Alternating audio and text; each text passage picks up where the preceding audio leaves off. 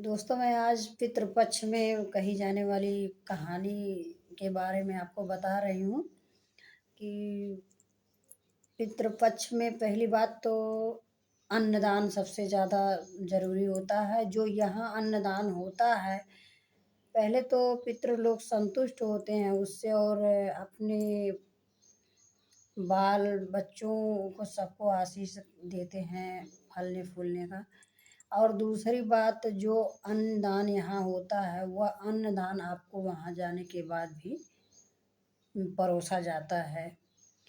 तो इसलिए स्वर्ण दान, पैसा दान, ये सब दान जो है, वस्त्र दान नहीं करना चाहिए। श्राद्ध में अन्नदान सबसे ज़्यादा दान जरूरी होता है।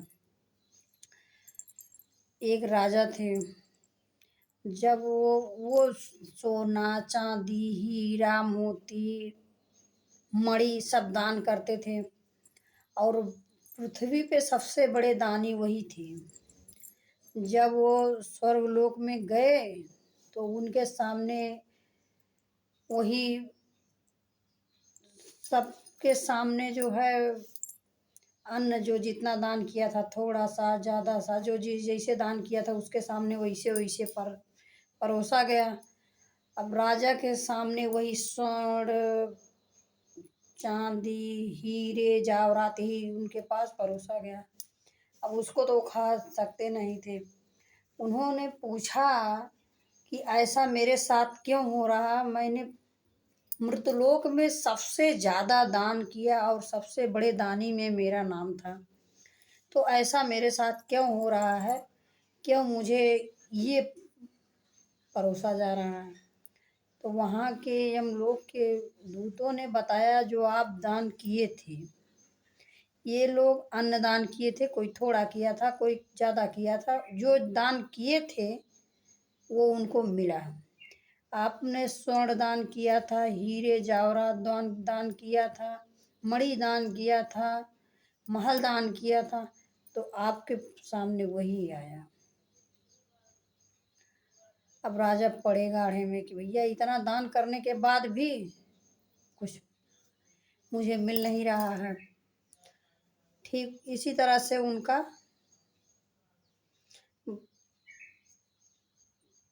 परोपकार सब बदल गया, क्योंकि वो सोने चांदी हीरे मोती के अलावा अन्नदान किए ही नहीं थे कभी। उन्हें तो ये था कि हम पृथ्वी के सबसे बड़े दानी हैं।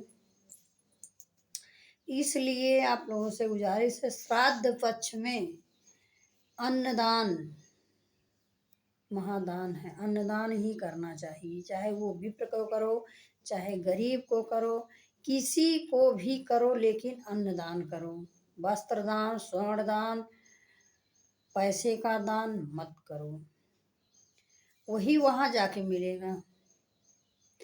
और दूसरा, श्राद्ध पक्ष में जानवर को मत मारो। 15 दिन किसी भी जानवर को मत मारो, क्योंकि वो आपके ही पूर्वज वहां से रिटर्न यहाँ भेजे जाते हैं।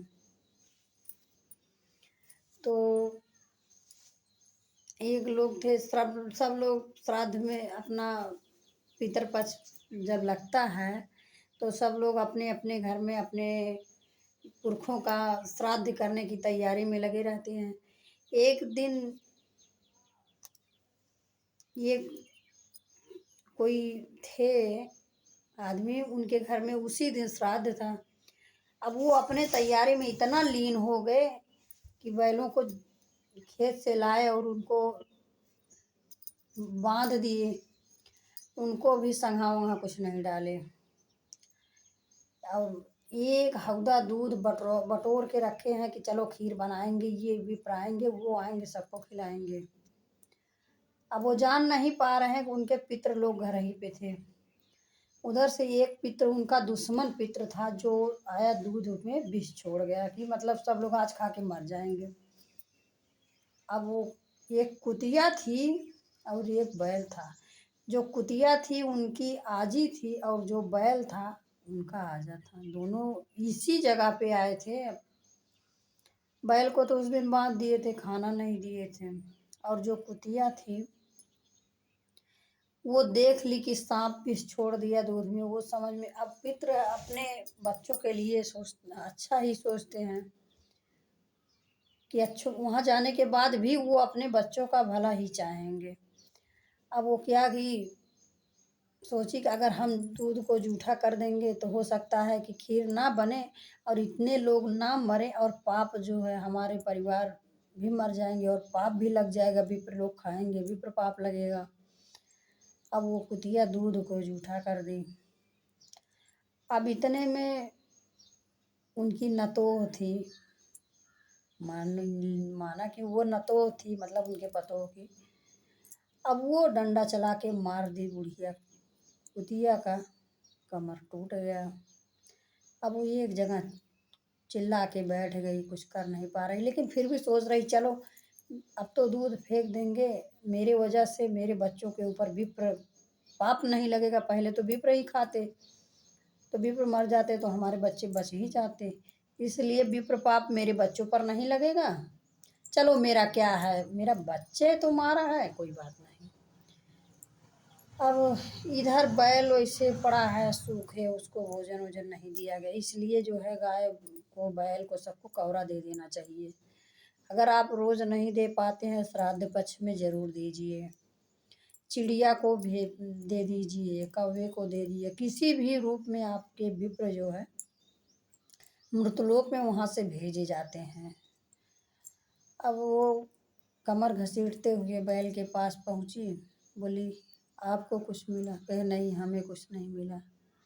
चलो कोई बात नहीं, हमें कुछ नहीं दिए हैं आज, हमारे पूर्वज लोग खाएंगे, हम वैसे पड़े रहेंगे, कोई बात नहीं है। अब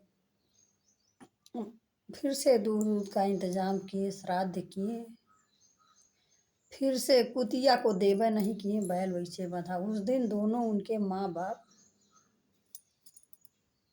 पूर्वज जो आए थे पितृ लोग, वैसे उपवास से पड़े रह गए। उसका उन्हें श्राप लगा, उसका उन्हें श्राप लगा, उनको क्षमा उनके पूर्वज नहीं किए। इसलिए मैं आप लोगों से गुजारिश करती हूँ कि पितृपक्ष में आप वैसे तो किसी भी समय नहीं जानवर को मारना चाहिए, लेकिन अगर अपने बचाव के लिए जानवर को मारते हैं, कोई बात नहीं है, जान से नहीं मारते हैं, मार दे, लेकिन पितृपक्ष में ना किसी जानवर को मारिए, ना किसी पंछी को मारिए, और किसी भूखे दूखे को अपने दरवाजे से वापस मत कीजिए। कोई भी भिखारी का ऐसा भी आए, उसे भिक्षा जरूर दीजिए, इससे आपका भला होगा, आपका कल्याण होगा, आपके पितृ खुश रहेंगे। क्या पता कि आपके पितृ किस रूप में मृतलोक में वहां से आए हों। ठीक है, आप लोगों को मेरा प्रणाम। पितृपक्ष की इतनी अच्छी कथा हमने कही, अगर आप लोगों को अच्छा लगे